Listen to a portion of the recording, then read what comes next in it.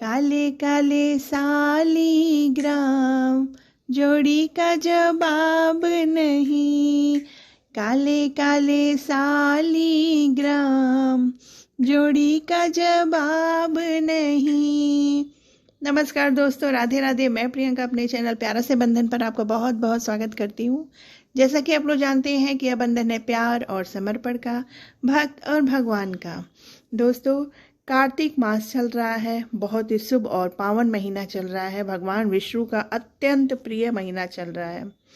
इसी कार्तिक मास में एक दिन आता है जिस दिन माता तुलसी का सालीग्राम जी से विवाह होता है। तो आज के इस वीडियो में हम तुलसी विवाह के विषय में चर्चा करेंगे, बातें करेंगे और कुछ प्रमुख नियमों के विषय में आपको बताएंगे जिनको तुलसी विवाह से पहले उसको जानना बहुत ही आवश्यक है। तो वीडियो को पूरा देखिएगा। अगर आपको वीडियो अच्छी लगे तो लाइक और सब्सक्राइब शेयर जरूर करिएगा।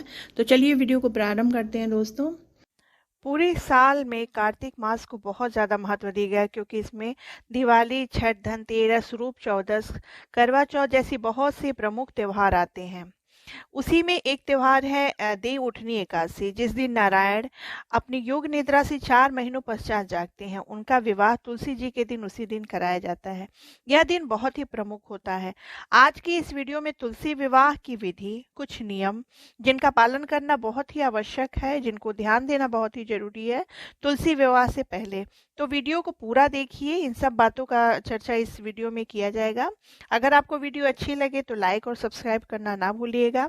कमेंट में राधे राधे अवश्य लिखें। बिना वीडियो को विलंब किए वीडियो को प्रारंभ करते हैं। दोस्तों, देव उठनी एकादशी है 23 नवंबर दिन बृहस्पतिवार को। उसी दिन तुलसी विवाह कराते हैं, परंतु कुछ लोग द्वादशी यानी 24 नवंबर को भी तुलसी विवाह कराते हैं। और जो इन दिनों में नहीं करा पाते किसी कारणवश, वो पूर्णिमा के दिन तुलसी विवाह कराते हैं। सभी दिन शुभ होता है। एकादशी से लेकर पूर्णिमा तक किसी भी दिन तुलसी विवाह कर सकते हैं। सुबह भी कर सकते हैं या शाम को भी कर सकते हैं, परंतु देव उठनी एकादशी को सबसे उत्तम दिन माना गया है तुलसी विवाह के लिए। इस दिन आप व्रत कर सकते हैं। व्रत ना करें तो सात्विक भोजन अवश्य करें। जिस तरह अपनी बेटी का विवाह करते हैं, घर की किसी पुत्री का विवाह किया जाता है, उसी तरह ही ये तुलसी विवाह में भी बहुत सारी तैयारियां करनी होती हैं। मंडप सजाया जाता है, चौक पूरा जाता है, तुलसी जी को नई साड़ी या नई चुनरी चढ़ाते हैं। श्रृंगार की सभी सामग्रियां चढ़ाया जाता है। जो भी सुहाग की श्रृंगार की सामग्रियां होती हैं वो सब चढ़ाते हैं।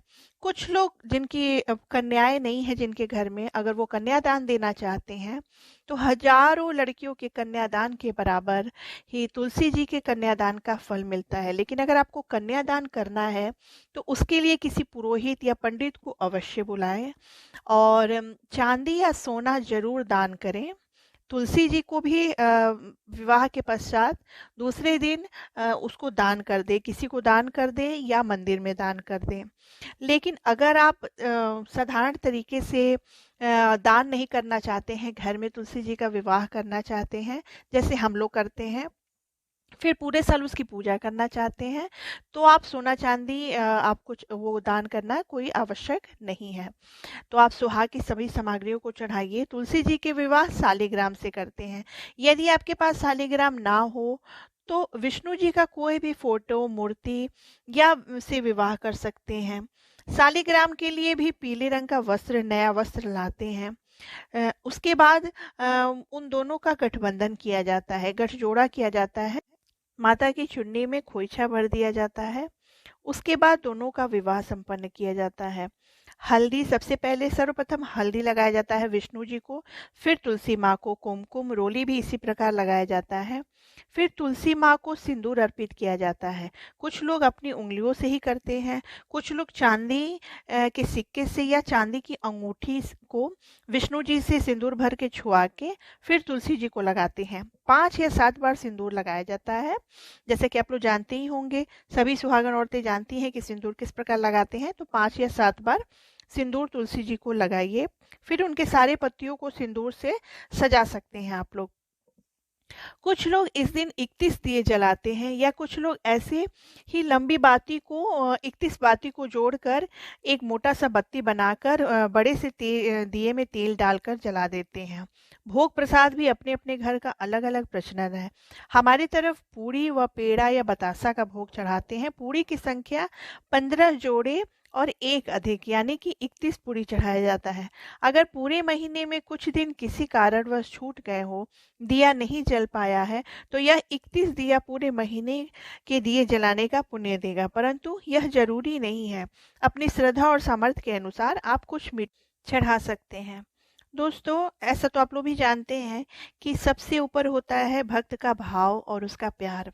भगवान के प्रति जो उसका विश्वास है वो सबसे बड़ी चीज होती है। तो जितना आपसे हो सके, जितना सामर्थ्य हो आपका और जो आपके घर में प्रचलन हो, उस तरह से आप तुलसी विवाह करें, परंतु करें अवश्य। यह बहुत ही शुभ चीज होता है, बहुत ही पुण्यकारी होता है। एक दो बातों का ध्यान आप अवश्य रखें। इसको नहीं करना चाहिए, इन चीजों का आप ध्यान रखें। पहली चीज होती है, तुलसी जी का विवाह जब विष्णु जी की प्रतिमा से या किसी मूर्ति से कर रहे हैं, उसमें लक्ष्मी जी ना हो, इस चीज का विशेष ध्यान दीजिए। विष्णु जी की अकेले प्रतिमा हो।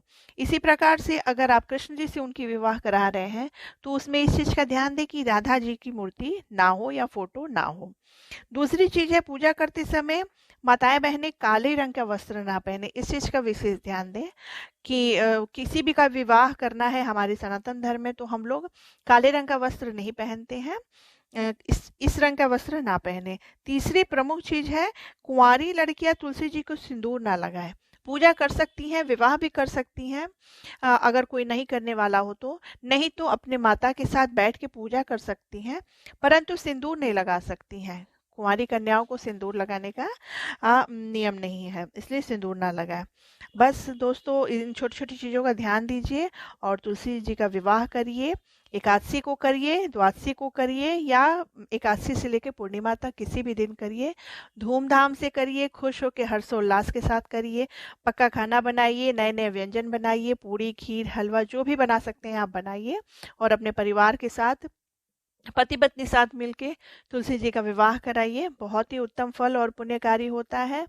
कहते हैं कि विष्णु जी अपनी योग निद्रा के बाद सर्वप्रथम उठ के तुलसी जी से ही मिलते हैं, उनकी बातें सुनते हैं। तो अगर आपको विष्णु जी को प्रसन्न करना है तो तुलसी जी की पूजा अवश्य करें। एकादशी के दिन और पूरे कार्तिक मास किया जाता है, और एकादशी के दिन विशेषतः उनकी पूजा करें अच्छे से। उम्मीद करती हूँ आपको ये वीडियो पसंद आई होगी, तो कृपया लाइक और सब्सक्राइब अवश्य करिएगा। राधे राधे दोस्तों।